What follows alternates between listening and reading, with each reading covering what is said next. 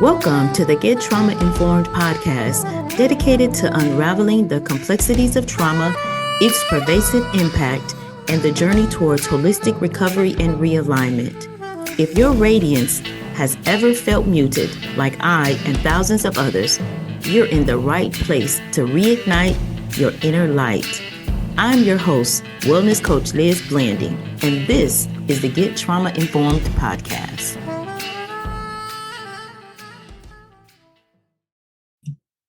Well, hello, and welcome to another mini trauma recovery talk. Today, we are going to talk about the trauma and abandonment. How does that cultivate abandonment issues, right? So let's dive into it today. And also, just wanted to let you know that the mini trauma recovery talks are now available at oasiswellnessctrs.com. You can download it because some of us are visual learners like I am. So you can download it, and you can also download the audio version of our mini trauma recovery talks. Alrighty, let's get into this. This is one of the things that I definitely became aware as I was going through, I was working through my trauma. I became aware that, wow, it didn't register at first, but yes, I suffer from abandonment issues. And you know what? Abandonment issues does not have to mean that, again, it is actually what's happening. And I want us to get a grip on that. When we talk about recovering from trauma, we're talking about, I talked about looking through that kaleidoscope, how the picture is skewed, and how, your first response is coming out of that trauma response. Remember, we talked about fight, flight, freeze, or fawn. If you're not familiar with what I'm talking about, go back and listen to some of the other mini trauma recovery talks when we talk about life, suffering through trauma, and what life looks like after that. And it does not have to mean that everybody's trauma recovery is going to be the same, because it's not. We all have different different fingerprints, right? So just as individual as our fingerprints is going to be our different experience or bout with trauma, and how we now readjust that kaleidoscope. We readjust it so that the picture comes into clear focus. So let's talk about what constitutes abandonment trauma. It can be both physical and it can be emotional. If you've had, where sometimes in abusive relationships, the person will withhold themselves from you. And again, that also develops that arm of trauma, how we respond to it. Or maybe somebody doesn't text you back right away, or somebody doesn't call you back right away. But we have to remember, life is happening for the other person as well, But when we've suffered trauma, our first response is, this is happening again, right? Somebody is abandoning me. Somebody is leaving me. I'm being left alone again. So again, that's a trigger. And we talked about trigger responses as well. But the thing of it is, and our polarizing message here is about becoming aware. And when you become aware, it's so many responses that we can change, right? If we're not just operating in autopilot and just moving forward, chugging along, right? And sometimes just chugging along in silent suffering, going along to get along. We want to change that so that we can have a better experience, so that we can move through life. We talked about taking that deep breath, move through life gliding instead of everything being a bumpy road. And we know life is going to happen. Life be life, and y'all, we know that's going to happen. But how we respond, right? And not react. Because when you've suffered through trauma, oftentimes you're in a reactive mode. We want to move to a responsive mode, a mode that is based in reality, right? So we want to talk about, sometimes our early childhood experiences. Oftentimes we don't understand how, Erickson, he talks about it in his stages of psychosocial development. He talks about what happens as a child. I don't know, in some households, they say, let the baby cry, right? We have to go back and think about that, because if a baby is crying, and we're not talking about a 2-year-old having a temper tantrum, we're talking about a baby crying in a crib. Baby is helpless, and the baby is asking, or that's how they communicate. They need something. Are they dry? Are they fed? Is something hurting them? This is the only way that they can communicate that.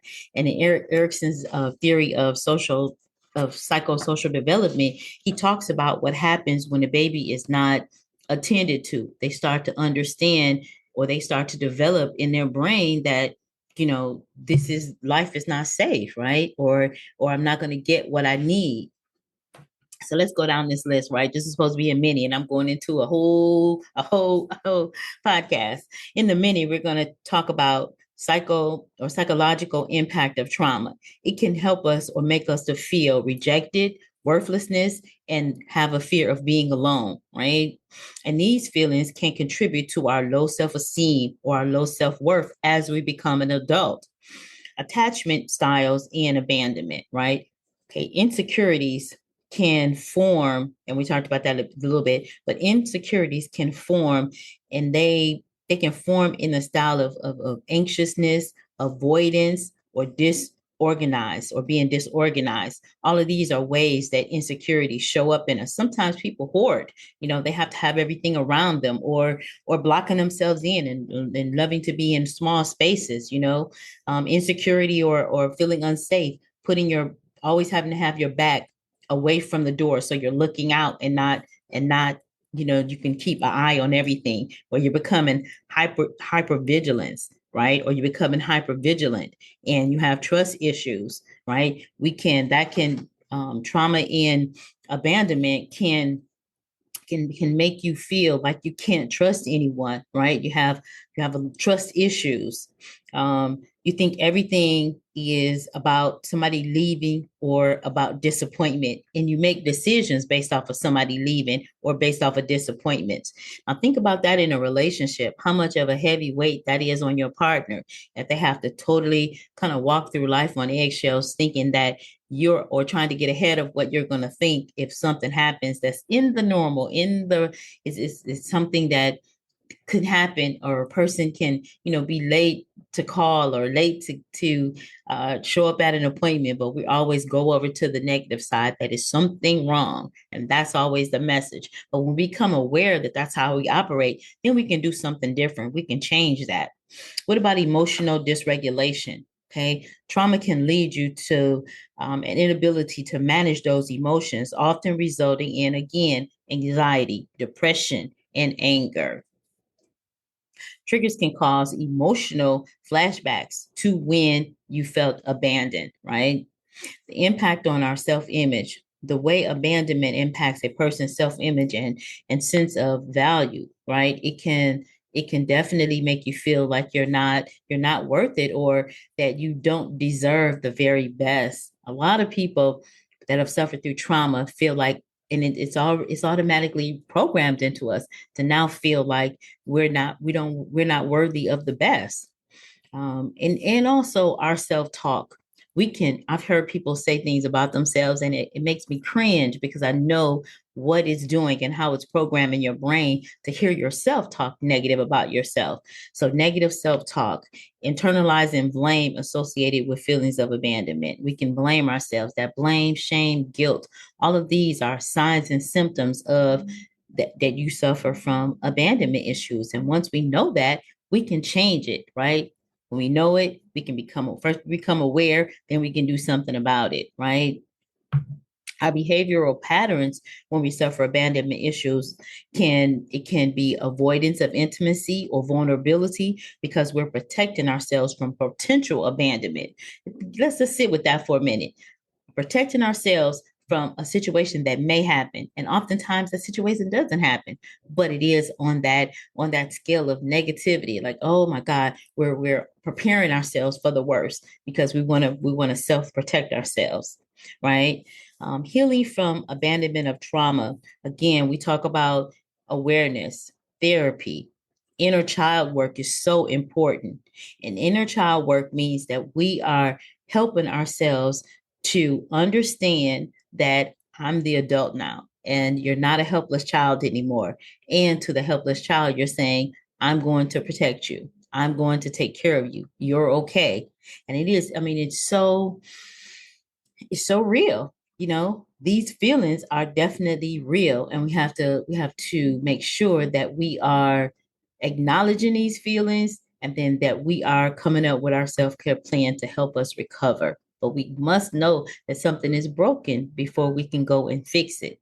We want systems of support. We want to make sure that we have the proper people around us, people that can talk us off that ledge, people that can help us. If the kaleidoscope is too skewed and the picture is too broken up, somebody to help us to refocus and realign it, even to mirror us and to let us see how we are reacting, not responding, reacting. Now we can take a step back and say, let me, what is the real situation here? Not what I'm seeing. And sometimes it's okay to just take a step back, take a deep breath, and reground ourselves. So let's go over the list again. What are some of the signs that we have abandonment issues? And again, no blame, no judgment area, no judgment, no judgment. Just this is the reality. Now let me gently massage, work myself through to what the recovery is. Now I'm helping myself to be totally in alignment, and I'm helping the inner child to know that there is an inner parent that is there and that is on duty. So we want to know about, there are some psychological impacts of abandonment. We talked about that. We talked about our fear of being alone, rejection, worthlessness, attachment issues. If we have problems with being vulnerable, problems with trusting other people, that means trust issues, or we're always hypervigilant because we're always trying to get way, way ahead of things, right? Abandonment in relationships. We're afraid if that person doesn't show up on time that they're leaving us. We're afraid that if they don't text us back or something or another, they're leaving us. Again, another sign that it's something that we need to fix or adjust. Emotional dysregulation. If we have, if it's hard for us to regulate our emotions, and sometimes you may even get a feeling of being sick to your stomach because your emotions are kind of off balance, right? It has a great impact on your self-esteem and how you see yourself, right? And you're unique and beautiful in your own right. Long-term behaviors, again, we talked about intimacy and being vulnerable, protecting ourselves from what we think is a potential abandonment, even if that has nothing to do with this current situation. And so we start to do some things that's going to help us to recover from those abandonment issues. So I hope this mini talk helps us to understand and start to get ourselves grounded that when you suffer from trauma, there are components of your recovery, and until you're aware of it, you don't know you don't know that you need assistance in that area. People may tell you these things, but until you see it for yourself and know that there is help on the other side, right? So I'm just assuring you there is help on the other side. Oasis Wellness, CTRS.com, amazing way for you to tap into some of the resources, the book study group, the support group, some of the PDF versions of the mini trauma recovery talks, the list. There are so many tools that you can put in your tool case to help you. And again, thank you to our sponsor, the Soul Emporium Radio and WJBJ. All righty, we'll talk with you soon. Bye for now. It's time to buckle up. No more suffering in silence. Our Power Pack journey to recovery and realignment starts now. Remember, you were collateral damage on someone else's warpath. Trauma is not your fault. Recovery, however, is your responsibility. I'm your host, Wellness Coach Liz Blanding, and this is the Get Trauma Informed podcast.